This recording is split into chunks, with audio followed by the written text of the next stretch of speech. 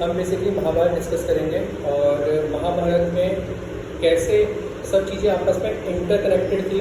कुछ लोग कहते हैं कि ये एक बहुत बड़ी कह सकते हैं कि मतलब एक कथा की तरह है कुछ लोग कहते हैं कथा की तरह है और कुछ लोग कहते हैं कि सच में ये घटना घटी थी। तो सब लोगों का अपना अपना इसके ऊपर एक पर्सपेक्टिव है, सब लोग अपने अपनी सोच सकते हैं इसके ऊपर।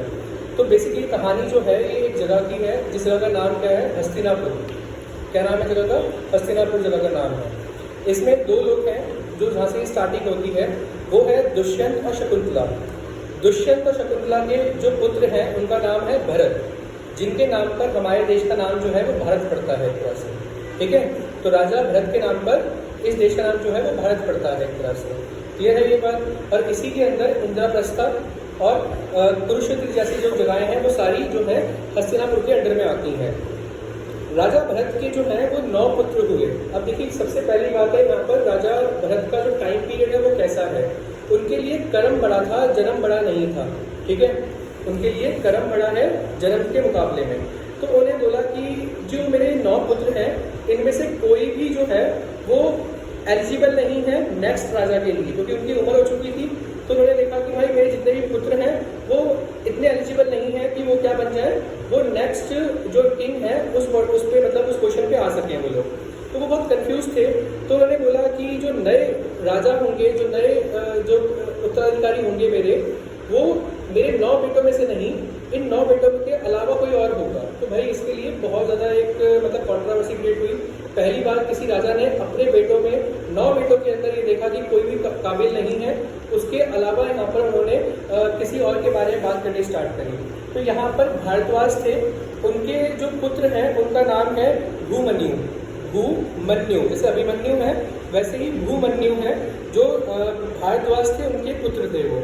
तो मैंने कहा कि भाई मैं ये जो भारद्वाज हैं जो उनके मतलब कैबिनेट में थे, उनको बोला कि भाई मैं इनके जो पुत्र हैं उनको मैं क्या करूँगा, अपना नया उत्तराधिकारी घोषित करता हूँ और मेरे बाद में गद्दी पर यही बैठेंगे।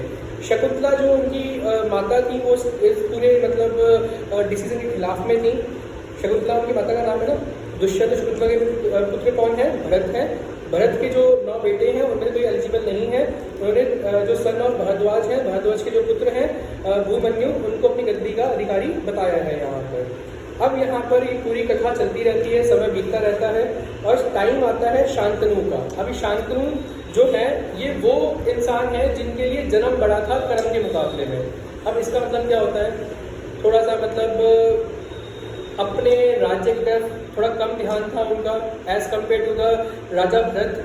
तो कहते हैं कि शांतनु जो है ये एक नया नाम जुड़ता है यहाँ पर शांतनु। तो वो अट्रैक्ट हो जाते हैं गंगा की तरफ में, जो गंगा नदी है जिनको हम गंगा माँ कहते हैं। वो नदी के किनारे वहाँ पर टहल रहे थे, तो गंगा माँ जो है वो वहाँ आती हैं और जो शांतनु है वो उनकी तरफ में अट्रैक्ट हो जाते हैं। बड़ा इंटरेस्टिंग किस्सा है ये। तो गंगा माता उनकी तरफ अट्रैक्ट इतना ज़्यादा नहीं हुई थी जितना ज़्यादा ये उनकी तरफ अट्रैक्ट हो गए थे। अब इन्होंने कहा कि देखो जी मेरा जो पूरा हस्तिनापुर है वो बहुत सफ़र करेगा और मेरा ध्यान नहीं लगता है, ये नहीं लगता है।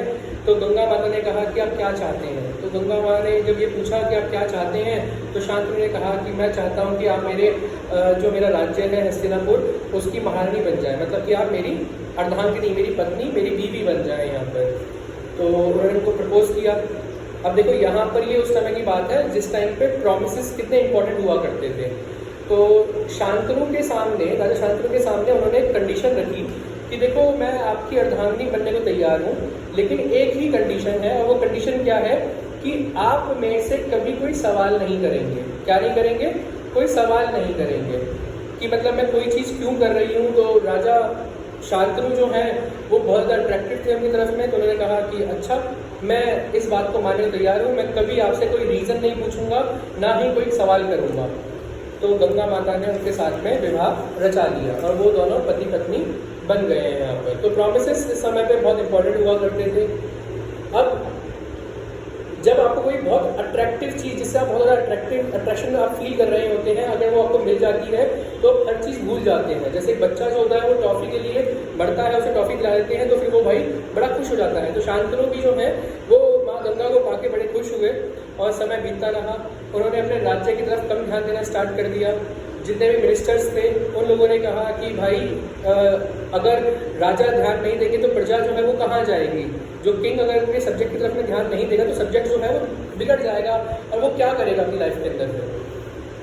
लोगों ने कहा कि कोई बात नहीं, क्या पता कल को इनका बच्चा पैदा होगा तो इनका थोड़ा सा मतलब मन जो है वो हट जाएगा और फिर ये अपना जो है अपनी जो राज्य है उसके तरफ ध्यान देंगे। तो समय आया, गंगा माता को एक पुत्र हुआ और गंगा माता को जब वो पुत्र हुआ तो शांतनु बड़े खुश हुए। शांतनु से कहते हैं कि शांतनु ने अपनी पूरी धन दौलत उस टाइम पे जैसे को पता लगी ना, खबर लगी कि हाँ मेरे पुत्र हुआ है, तो उन्होंने सारी धन दौलत जो है वो उठाना स्टार्ट कर दिया। अपने जितने भी वो थे नौकर वगैरह थे उनके सबके बीच में बांटना स्टार्ट कर दिया। लेकिन क्या हुआ, गंगा माँ उठी और उस पुत्र को लेकर के नदी में बहाने चली गई, नदी में बहाने चली गई यहाँ पर। तो कहते हैं कि गंगा माँ जब वो नदी में बहा रही थी तो गंगा माँ ने शांतनु की तरफ देखा, शांतनु वहीं खड़े हुए थे नदी की तरफ में, वो बड़े व्याकुल हुए कि यार ये मेरे अभी अभी जन्मे हुए पुत्र को किस में डाल रही है, नदी में डाल रही है, ये क्या कर रही है भाई यहाँ पर। तो उनको बड़ा मतलब ये लगा कि कहीं ना कहीं ये चीज़ गलत है, लेकिन वो अपने प्रॉमिस से बंधे हुए थे। और वो प्रॉमिस क्या था कि आप मेरे से कभी कोई सवाल या रीज़न नहीं पूछेंगे। समय बीता बीता, दूसरा बच्चा हुआ, गंगा माँ ने फिर वो ही किया, अपने दूसरे बच्चे को भी नदी में बहा दिया। तीसरा बच्चा हुआ, चौथा बच्चा हुआ। अब धीरे धीरे धीरे धीरे जो पेशेंस जो लेवल था शांतनु का वो टूटने लगा। और सातवें बच्चे को जब बहा माता गंगा ने जब बहा उस नदी के अंदर, तो आठवां जब पुत्र हुआ उनके, तो आठवें पुत्र में जो शांतनु है उन्होंने गंगा माता का हाथ रोका और पूछा कि गंगा तुम ऐसा क्यों कर रही हो मेरे पुत्रों के साथ में। तो उन्होंने कहा कि देखो मैं आपको आंसर तो दे दूंगी इस बात का, लेकिन आपका जो प्रॉमिस है वो टूट जाएगा यहाँ पर। अब यहाँ पर क्या हुआ, जो आपका जो प्रॉमिस है वो टूट जाएगा। गंगा माता ने कहा कि देख लो, सोच लो, समझ लो। तो भाई अब इनके ऊपर दबाव ये था कि भाई हमें राज्य का उत्तराधिकारी चाहिए, और वो उत्तराधिकारी कौन होगा, वो होगा जो मेरा बेटा होगा वही होगा। उनके लिए क्योंकि उनके लिए जन्म बड़ा था ना उनके लिए कर्म के मुकाबले में। तो यहाँ बात आगे बढ़ती चली गई। अब गंगा माता ने कहा कि चलो ठीक है, मैं आपको बताती हूँ कहानी क्या थी। तो कहते हैं कि इससे जो पहला जन्म था उस जन्म के अंदर मैं और आप एक जगह मिले थे इंद्र की नगरी के अंदर। जो इंद्र देवता हैं उनके यहाँ मैं और आप मिले थे, और मैं अपने पिता के साथ वहाँ पर आई थी उस जगह पर, और आप मुझे देख के बहुत ज़्यादा अट्रैक्टिव फील कर रहे थे, और आप मेरी तरफ अट्रैक्शन की तरफ फील करके आप मुझे अकेले में बात करने के लिए ले गए थे, जिससे कि मेरे जो पिता थे, जो मेरे ब्रह्मा जो पिता है मेरे, वो नाराज हो गए थे। और उन्होंने हम दोनों को यहाँ पर श्राप दे दिया था कि आपका जन्म होगा धरती लोक पर, और धरती लोक पर जन्म होने के बाद में आपको बहुत दुख देखना पड़ेगा। कहती अच्छा ठीक है। शांतनु ने बोला कि अच्छा ठीक है, आपकी बात मान ली मैंने, लेकिन इसमें चलो आप मेरे से अलग हो रही हो कोई बात नहीं, लेकिन ये तो बताओ मेरे बच्चों को क्यों मार रही हो। तो उन्होंने कहा कि देखो इसके पीछे भी कहानी है। इसके पीछे कहानी क्या है कि एक वशिष्ठ हुए थे। अब वशिष्ठ कौन है, एक साधु संत, एक सन्यासी, एक बहुत बड़े वो थे, तपस्वी थे। अब उनके पास एक गाय थी, जिस गाय का नाम था नंदिनी। क्या नाम है गाय का, नंदिनी। अब एक क्लैन था वासु, जिनको नाम बोलते हैं वासुस बोलते हैं, उनका क्लैन था वहाँ पर। उस क्लैन में 8 लोग थे। उन 8 में से एक की बीवी को ये लगा कि हाँ ये जो नंदिनी गाय है इसे हम चुरा लेते हैं, इसे हम हड़प लेते हैं, वशिष्ठ तो तपस्वी है, हमारा क्या ही बिगाड़ लेंगे।